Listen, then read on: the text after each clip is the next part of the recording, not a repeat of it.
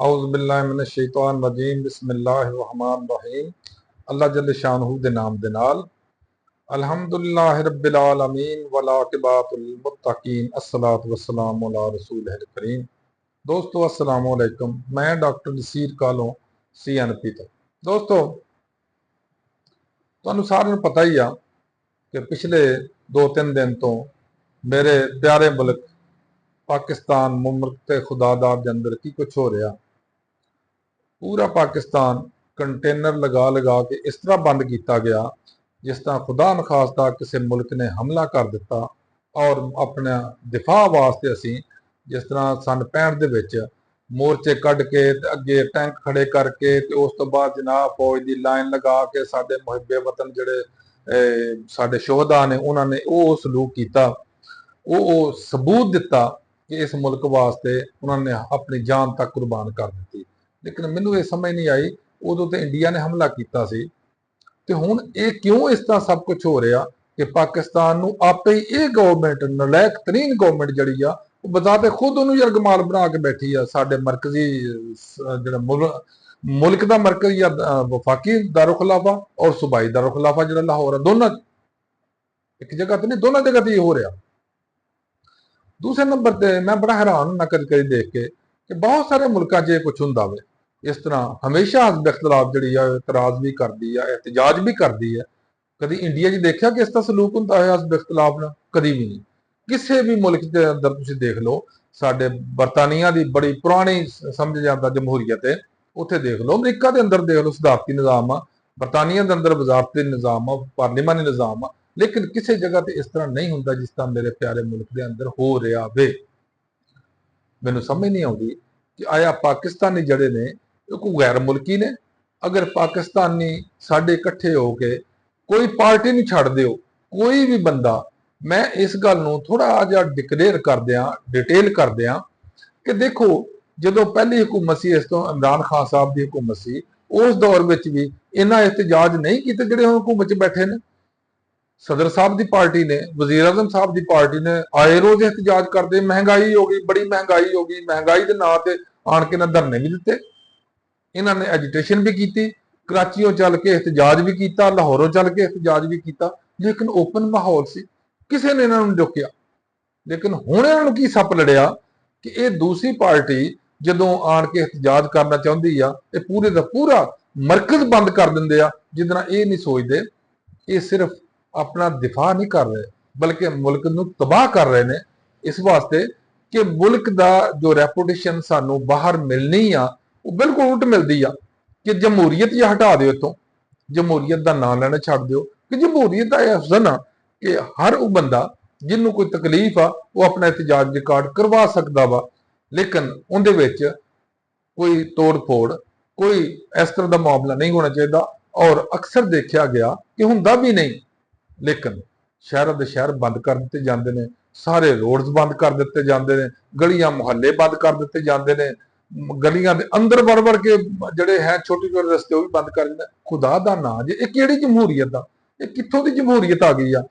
ये शरीफ जरदारी मतलब जमहूरीयत आ जिहदे जदों ये हुकूमत च होण उदों हर एक नूं छित्तर दे नाल सीधा करो, और जदों हिज़ब इख्तलाफ च होण उहदे गालां कड्ढण के साडा क्यों हो रहा?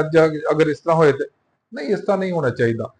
मैं एक मुक्तदर हल्कियां नाल गुजारिश करांगा कि असी सारे पाकिस्तानी हाँ, असी अपने मुल्क ना मुहिबे वतन हाँ, अपने मुल्क ना मुखलिस हाँ, अपनी अफवाज ना मुखलिस हाँ, अपने अदारे ना मुखलिस हाँ, अपने सारे अदारियां का एहतराम भी करने आ, अपने अदारियां नूं इज्जत वकार देण दे कायल भी हाँ, और बैरूनी तौर पर बाहर के मुल्कों च भी इन्हां दा अदारियां दा इज्जत एहतराम बरकरार रखण दे मतलब असी हैं ख्वाहिशमंद। लेकिन मेरे मुल्क के अदारे इन्हां सियासतदानों की वजह तो क्यों जलीलो ख्वार हो रहे हैं, क्यों बदनाम हो रहे? मैनूं अज तक इस चीज़ की समझ नहीं आई कि साडे अदारियां नूं अपने वकार का ख्याल करना चाहिए, अपने मुल्क का ख्याल करना। अगर ये नहीं करते कम से कम वो तो थोड़े जिहा इस बन तवज्जो देन। क्यों? देखो मेरा सबज जड़ा पासपोर्ट आ उहदी इन्नी वैल्यू आ, सिर्फ इन्नी वैल्यू आ कि मैनूं दूसरे मुल्क मैं एक दफा अप्लाई किया, उन्हें मैंने सिर्फ इस वास्ते इजाजत नहीं दी कि तू पाकिस्तानी तू इत्थे आके की करदा, हालांकि मैनूं काम भी कोई नहीं सी, मैं सिर्फ जा रहा सा अपने बेटे दे तालीम मुकम्मल हुई सी, मैं ਉਹਦੇ ਚ ਕਨਵੋਕੇਸ਼ਨ ਚ ਸ਼ਾਮਲ ਹੋਣ ਵਾਸਤੇ। ਲੇਕਿਨ ਮੈਨੂੰ ਇਹ ਕਿਹਾ ਗਿਆ ਕਿ ਤੈਨੂੰ ਕੋਈ ਜ਼ਰੂਰਤ ਆ, ਤੂੰ ਬਜ਼ੁਰਗ ਆਦਮੀ, ਤੂੰ ਰਹੋ ਇੱਥੇ ਹੀ ਠੀਕ ਹੈ ਪਾਕਿਸਤਾਨ ਦੇ ਵਿੱਚ। ਤੇ ਕਿਉਂ ਨੌਬਤ ਆਉਂਦੀ ਹੈ? ਸਾਡੇ ਪਾਸਪੋਰਟ ਦੀ ਇੱਜ਼ਤ ਕਿਉਂ ਨਹੀਂ ਹੈ?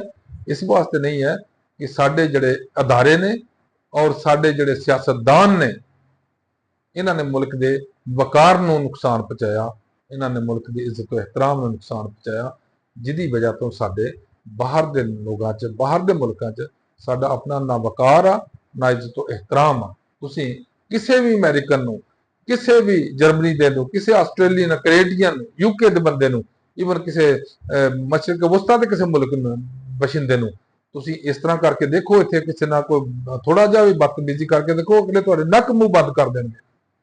ਲੇਕਿਨ ਸਾਡੇ ਸਰਬਰਾਹਾਂ ਨਾਲ ਇਹ ਕੁਝ ਹੋਇਆ ਬਾਹਰ, ਉਹਨਾਂ ਦੀ ਸੁਥਣਾ ਉਤਾਰ ਕੇ, ਉਹਨਾਂ ਦੇ ਕਮੀਜ਼ਾਂ ਉਤਾਰ ਕੇ ਤਲਾਸ਼ੀਆਂ ਲਈਆਂ ਗਈਆਂ। ਸਾਡਾ ਇਹ ਵਕਾਰ ਹੈ, ਸਾਡਾ ਇਹ ਇੱਜ਼ਤ ਤੇ ਇਹਤਰਾਮ ਹੈ ਬਾਹਰ ਦੇ ਮੁਲਕਾਂ 'ਚ। ਲੇਕਿਨ ਕੋਈ ਵੀ ਸਾਡਾ ਸਿਆਸਤਦਾਨ, ਕੋਈ ਵੀ ਹੁਕਮਰਾਨ ਅਦਾਰਾ ਇਹ ਨਹੀਂ ਸੋਚਦਾ ਕਿ ਸਾਡਾ ਕਿਉਂ ਇਸ ਦਾ ਹੋ ਰਿਹਾ ਔਰ ਅਸੀਂ ਇਹ ਕਿਉਂ ਹੋਣ ਦਈਏ। ਉਹਦੀ ਵਜ੍ਹਾ ਕੀ ਆ ਕਿ ਹਰ ਇੱਕ ਬੰਦਾ ਆਪਣੇ ਹਾਲ 'ਚ ਮਗਨ ਆ। ਜਿਹਨੂੰ ਕੁਰਸੀ ਮਿਲ ਜਾਂਦੀ ਹੈ, ਜਿਹੜਾ ਕੁਰਸੀ ਤੇ ਆ ਜਾਂਦਾ, ਉਹ ਕਹਿੰਦਾ ਹੁਣ ਸਾਰਿਆਂ ਨੂੰ, ਬਾਕੀ ਨੂੰ ਖਤਮ ਕਰ ਦਿਓ, ਮਾਰ ਦਿਓ, ਸਿਰਫ ਮੈਂ ਆਵਾਂ। ਜਿਸ ਤਰ੍ਹਾਂ ਮਿਰਜ਼ਾ ਸੀ ਨਾ, ਮਿਰਜ਼ਾ 5-7 ਮਰਨ ਗਵਾਂਢਾਂ ਦੇ ਵਿੱਚ ਮਿਰਜ਼ਾ ਯਾਰ ਫਿਰੇ।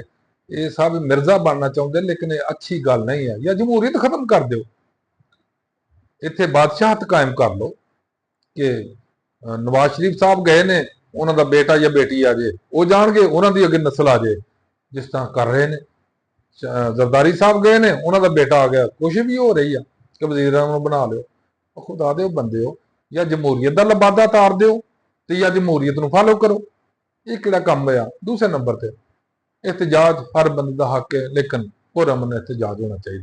और पुरअमन एहतजाज ही हो रहा, किसी जगह को तोड़ फोड़ नहीं हो रही, कोई मसला नहीं हो रहा। फिर भी हुकूमत ने अपने आप में जान बुझ के जलील किया, जान बुझ के बाहरले मुल्कों च अपने आप को डिफेम किया। क्यों? हर जगह कंटेनर लगाते। ये मैं हैरान है इस गल तो, इन्हां दी सियासत और इन्हां दी दानिश अकल ते कि इन्हां इस हुकूमत नूं बदनाम अपोजिशन नहीं कर रही जिन्ना यह हुकूमत खुद अपने आप नूं कर रही है।